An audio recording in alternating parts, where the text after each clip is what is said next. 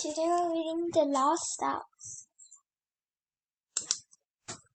The world is a bright, busy place full of noise. The lights are always on, people are always looking, talking, and moving. They switch things on, they watch things, and they do things, night and day. Ooh! This one's watching TV, this one's in the bedroom, this one's doing computer class.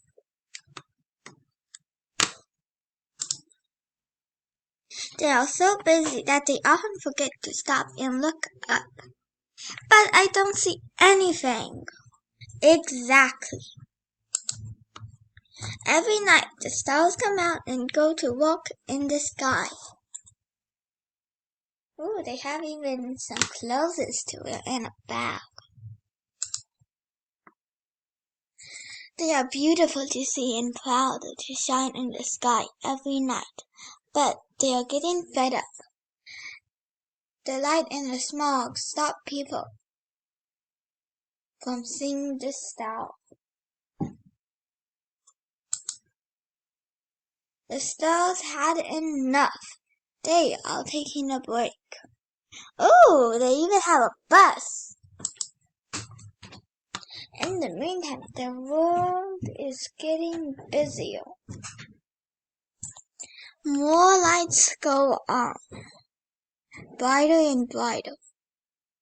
Wow, look, there's only 2 lights. Now there's a 10. Now there's even more. Now there's even more. Even the cars are getting more. Soon the power went out. Everyone is in the dark.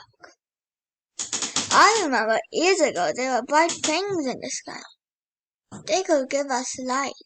We can't see them. They've gone. A few remember the light and the stars. They set off to track them down. So they search everywhere. Wow. Sometimes they think they have found the stars, but it's not really them.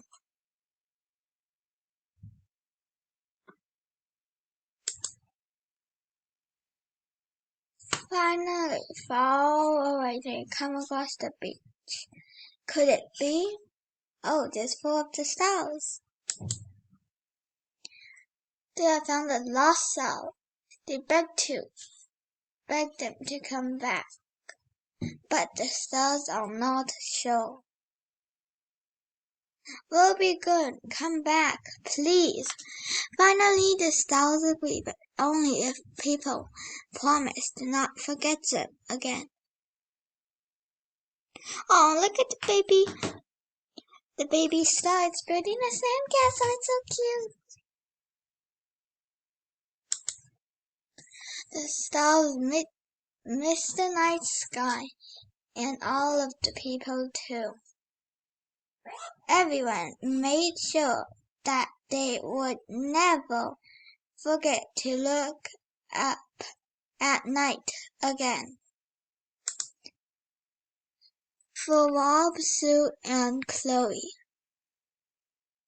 Look at the giant star! It's plain checkers.